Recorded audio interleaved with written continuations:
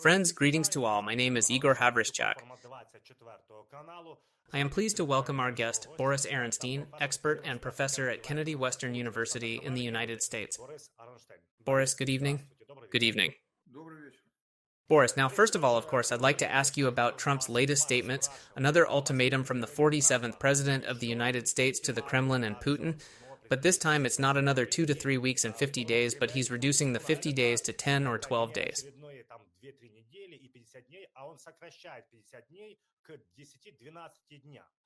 Trump said this in a meeting with British Prime Minister Keir Starmer. Boris, your opinion, to what extent can this statement by Trump be compared to previous ones? Is it different in any way, and does it carry any real threat to the Kremlin and Putin? You didn't mention that in conjunction with this ultimatum, Trump promised to impose very serious sanctions on Russia, and mentioned secondary sanctions on those countries that buy Russian oil and petroleum products.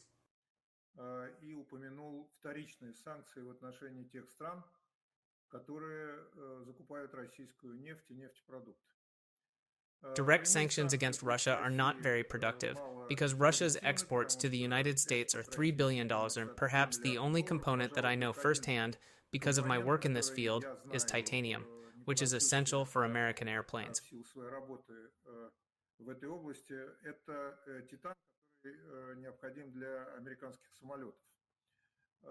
But however, Canada and several other countries agreed to supply Boeing with the necessary amount of titanium on an emergency basis to ensure that production of the planes would not be affected.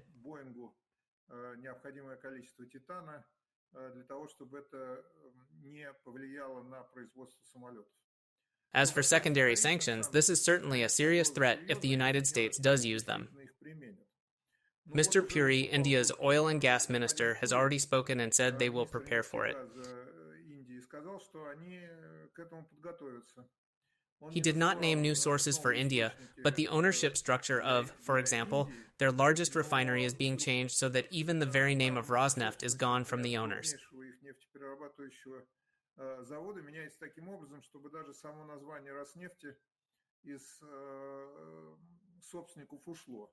Thus, legal and other measures are being taken to substitute Russian oil. Puri said there is a lot of oil in the market now, and they will find a way to substitute both oil and natural gas from Russia. Here in particular, they are willing to buy liquefied natural gas from the United States. The United States is willing to supply it to them. Now, as for the ultimatum itself,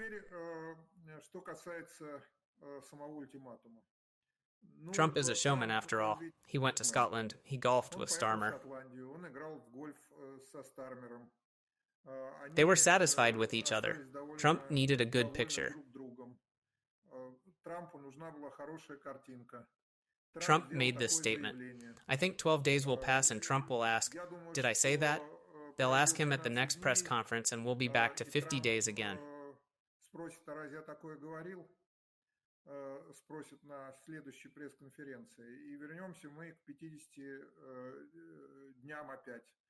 Because Trump, unfortunately, has no real leverage over Russia other than massive arms sales to European countries that could supply them to Ukraine.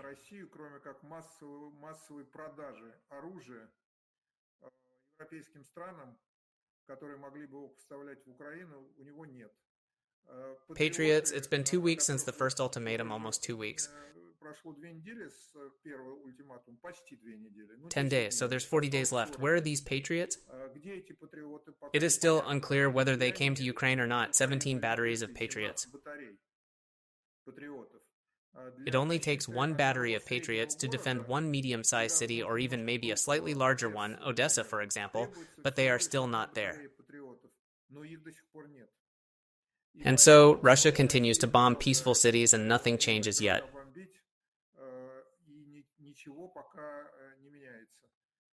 If you'd ultimately like to hear my opinion, it's quite ambivalent.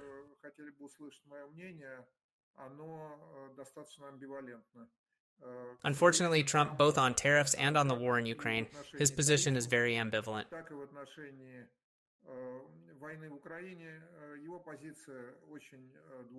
Yes, he would like the war to end, but he does nothing effective to make it happen.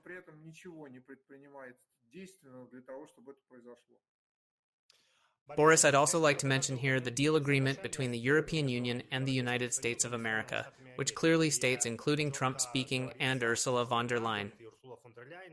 I was paying more attention to Ursula von der Leyen's words, of course, because Trump, as you said, talks a lot about 17 patriots, but in fact nothing has changed. Still, on this deal, $750 billion to buy energy from the United States of America. Is it possible to state that in fact the United States has managed to replace energy from Russia, which the old world was buying?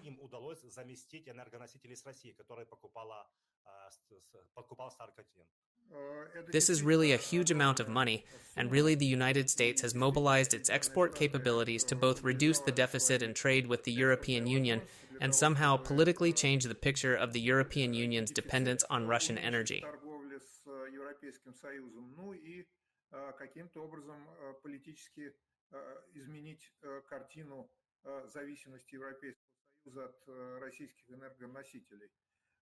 I think it will certainly play a role, but to pay attention, at the same time, it was reported that European countries have extended the moratorium on banning certain oil products and liquefied natural gas from Russia for another 6 months. Certain European countries have extended the moratorium on banning certain oil products and liquefied natural gas from Russia. That is, they have not yet fully 100% switched to other energy sources. But I hope that with these huge shipments from the United States, the situation will finally be reversed.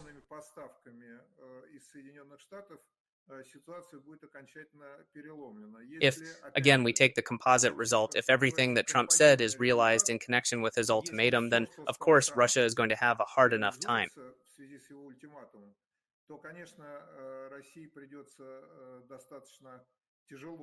Here's Mr. Lavrov. Until a few days ago, he's no longer reading Trump's mind. When Trump gave 50 days to Russia, Lavrov was very positive about this initiative in his interview because these 50 days, they were very well aligned with apparently the summer and fall military campaign.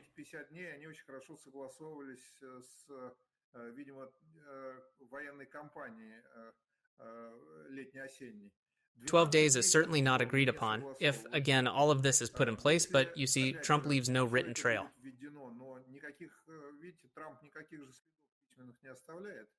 He says something, and then he corrects himself, and then he asks the reporters, "Did I really say that?"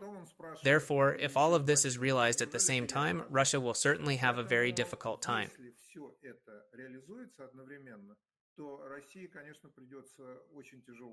But as I said, India has said they will do their best. It's not an embargo, it's sanctions, and that's the ceiling. That is, if the ceiling is not violated, if the oil is not under sanctions, transshipment on the high seas, or some other change in the documents, it will all go through.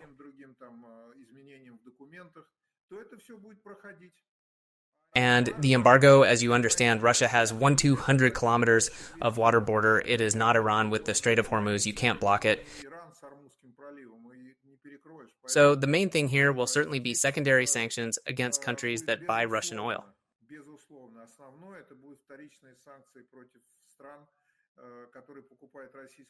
But something this issue did not come up in the U.S.-China talks, which are now underway in Stockholm and are being conducted very hard. And they, unlike other countries, they have this sly word truce. They don't have a tariff agreement yet, but they have a truce that lasts until August 12th. They can extend that. China is not as easy to touch as India and other countries. Therefore, the United States is afraid to prevent China from buying Russian oil against the backdrop of a tariff war. Автомобілі з Франції та Італії, Німеччини та Польщі, Британії і Швеції їдуть служити в українських силах оборони. Але перед цим кожне придбане на європейських аукціонах авто ми доставляємо на СТО, де після повного техогляду та ремонту за необхідності обладнуємо засобами РЕП. It's good to see bright people in the dark hours, those who light the way themselves. Give a little now to have everything in the future. And it's you, our dear ones. Thank you for that. Boris, I wanted to ask you, is it possible to connect all these processes of Trump's 50 days, then he signs a relationship with the European Union? Ursula von der Leyen and Friedrich Merz, the German chancellor, says it's good. Our car industry will live because there won't be high duties on the giants of them.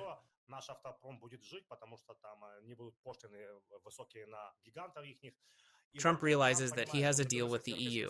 You can cut the ultimatum for Putin here, and at the same time the meeting in Stockholm, the third meeting between the delegations of the United States and China, they're trying to negotiate something there as well. Trump is acting like the raven in an old joke. When a congregant came to him and said he was very cramped with his family, the rabbi advised him to take a goat. He took it, then came back and said, "How could it be? It made me feel worse." And you take another pig. It got worse, and then a cow. When it became too much to bear, Rabin said, "Now take them all out." All of a sudden, there's a lot of room at once. When Merz and von der Leyen say that these 15% tariffs on the auto industry are a very good thing, they deliberately don't talk about the fact that it was 2.7% before.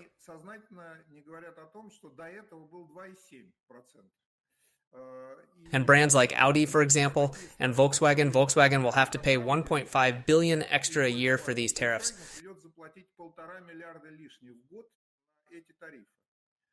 Mercedes and BMW have hustled, they really have. Because we haven't talked about the fact that the European Union has pledged to invest $600 billion.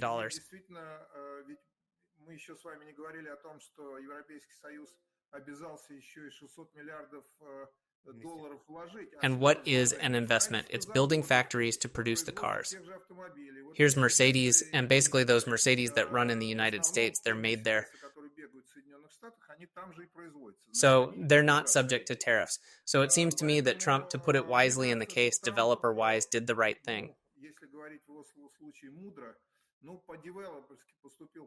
At first, he raised the bar a lot, and then when they began to forget and whine about these big tariffs, from April, tariffs of as much as 25% were imposed on the European car industry.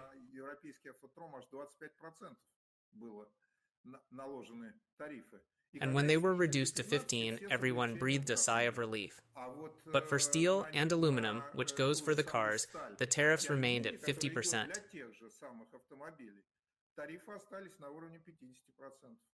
For some goods at the level of 25%. But the production of pharmaceuticals is still in a tug of war.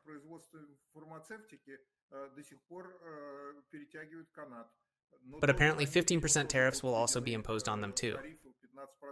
For the pharmaceutical industry in Europe, it's very painful. And France is up in arms in general because its wine industry, they're up by several dozen, I don't remember the exact figure, but it's very large, supplies the United States. I buy it myself, they supply champagne, cognacs, and now it's all going to go up by 15%. It's a big blow to the French wine industry.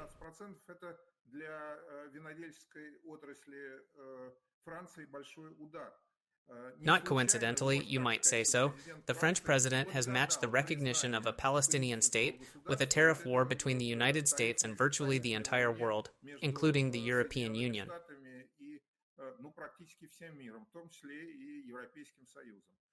I've been reading all these agreements very carefully. I watched the communications very carefully. I listened to Trump's answers to journalists' questions. Unfortunately, I did not hear anything breakthrough regarding Ukraine.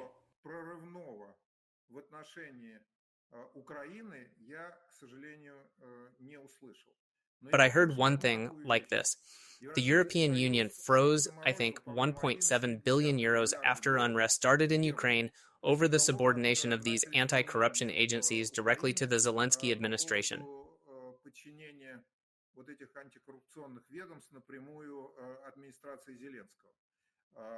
The European Union saw this as an offensive that pours water on the hands of the corrupt.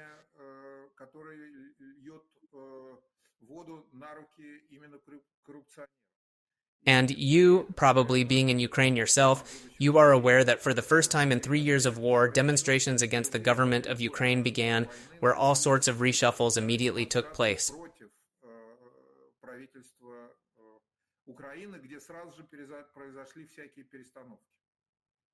Yes, Boris, you're very right about that. But please tell me, if you say that von der Leyen, Merz, and others are silent about the fact that it was worse and it was bad, but it was even worse, what do you think of the EU-US agreement in general? Could it have been worse? Is it good that they reached a deal, or is it just a victory for Trump and a blow to the EU?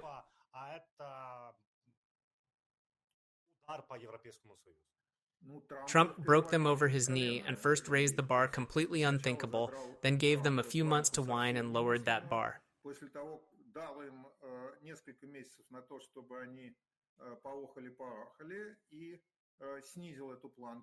Once again, I repeat, it was 2.2% and now it is 15%. This is a significant increase, but since everyone counts from the highest point, that is why everyone says it was 25, it became 15, that is, it became better. No. If you watch the press conference von der Leyen and Trump had on Sunday, von der Leyen sat stone-faced. You could see that she felt very bad.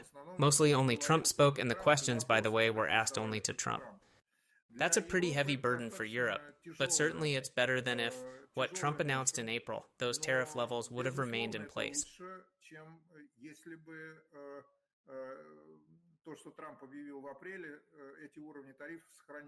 You realize that the trade exchange of goods between Europe and the United States is $3.3 trillion. And 1% of that amount, just 1% if you take the tariff percentage,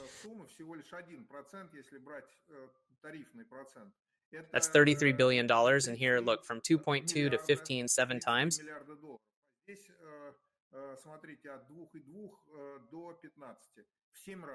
Here you can calculate the additional burden on European partners' exporters to the United States.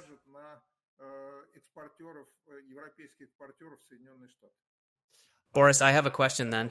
And before Trump, under the Biden administration, this is how Europe profited from America. This is how Europe paid nothing, shipped everything to the United States of America, and it was so bad. And I don't understand this narrative at all about some countries running a trade surplus with the United States and profiting in the United States.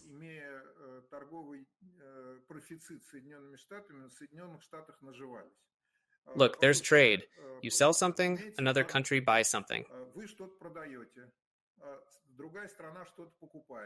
So after the country has procured, it sells it to consumers. Consumers pay money. I don't really understand. Each country's export and import structure is unique. In the United States, this structure consists mainly of services, not goods. In other countries, it is more of goods. You go to the barbershop, you get a haircut, you give money. If you give money, you get a deficit. And what, no haircut? I don't really understand it. You see, a budget deficit is, I understand, when the government borrows more than it receives in taxes and other revenue of some sort.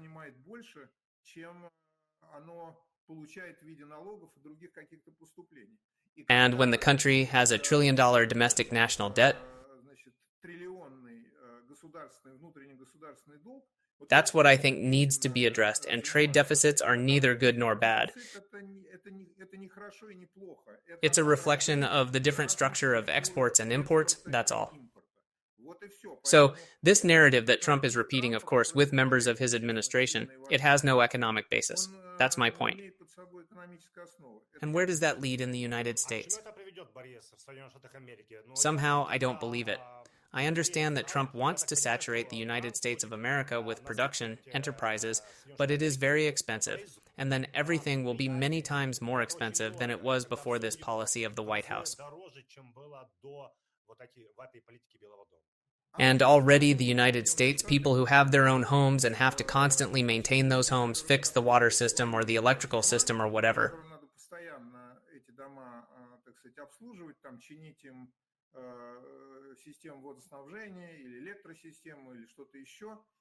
If before, and you also have to consider that Trump's immigration policies have resulted in many people now keeping their noses out of the house for fear of just being grabbed on the street and sent back home.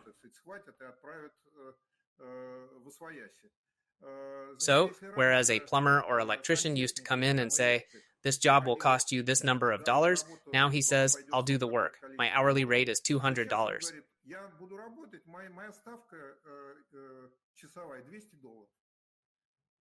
Moreover, I will give you an appointment in 3 to 4 or 5 weeks because right now my schedule is jammed. I don't have any free time." It is already leading to that. We already go to the store and see that goods that are food products, for example, that are not produced in the United States, they are already becoming very expensive. The grocery basket in the United States has already gone up about 15 to 17% since COVID, so it's all going to affect consumers.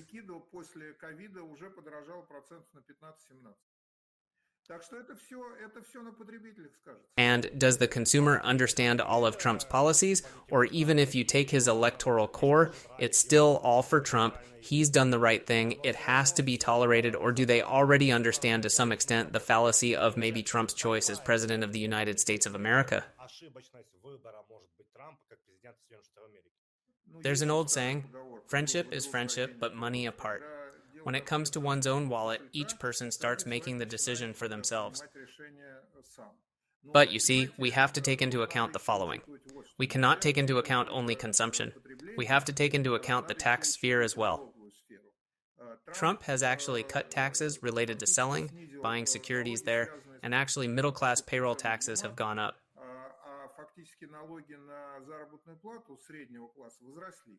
So those people who are not living paycheck to paycheck, it has made life better for them.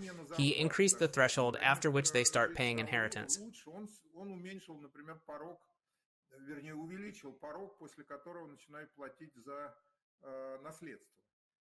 It was 1 to 2 million, and now it's become 10 million in New Jersey. So it clearly benefits those who receive money in the form of inheritance from their parents and so on.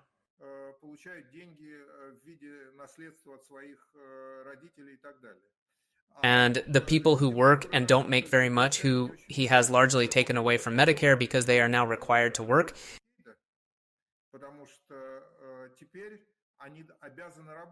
But if they work and get a small paycheck at a small company, they can't get this insurance.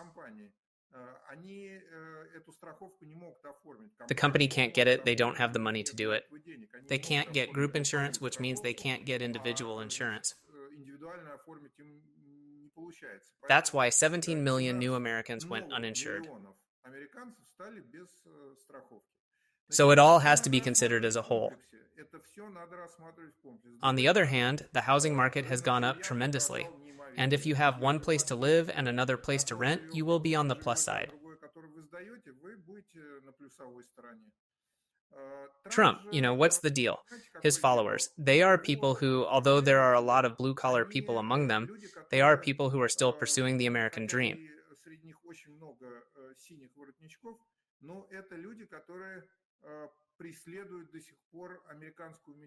The American dream is the opportunity for everyone to get rich. And so they still believe that destroying the institutions of government that gobble up money, that steal, they're following one conservative policy that said in the 30s or 40s.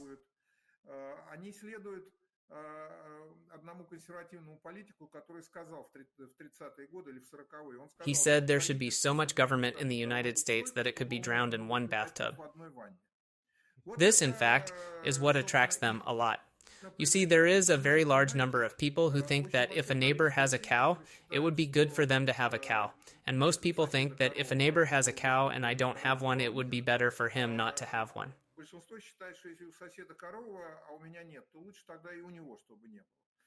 And that, unfortunately, is causing America to splinter, and the Democrats are showing absolute toothlessness. They have no clear leader.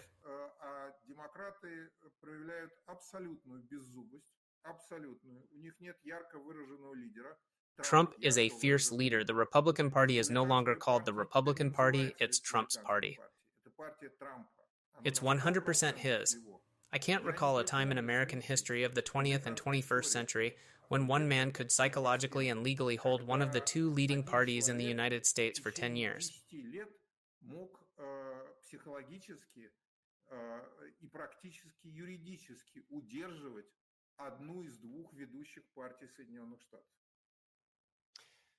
Boris, I'd also like to ask you about Steve Witkoff's remarks on Fox News Channel. He said it would be good if the war between Russia and Ukraine ended before the end of Donald Trump's presidential term.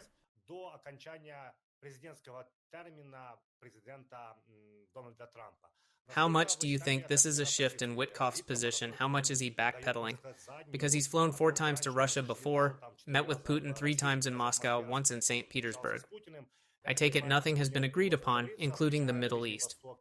And now he's not saying, as his boss or his friend Trump said 24 hours or 150 days, he's saying it would be nice to end the war in 3.5 years. Witkoff has been sidelined lately. He needs to somehow get back into the information field. His policy in Russia has failed. The policy of bribing Putin has failed.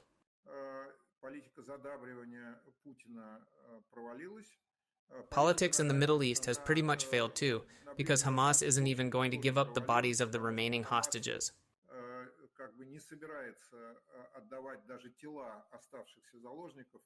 And in fact, now we are talking about launching the most intensive military campaign and putting an end to it.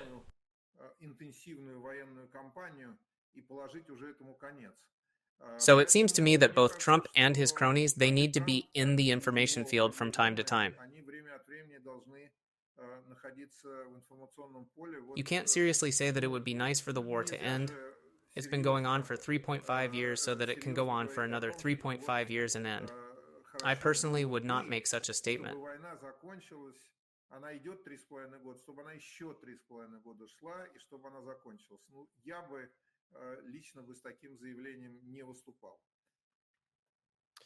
Boris, thank you so much for this conversation. As always, it's very interesting to listen to you and to hear all the details that you give me, our viewers. I hope we can meet next time and talk about the most important processes in this world. Thank you. Thank you very much. Have a good day. Goodbye. Goodbye. Boris Aronstein was with us. Subscribe, comment, share our conversation. My name is Ihor Havryshchak. We will meet you on the air of Channel 24.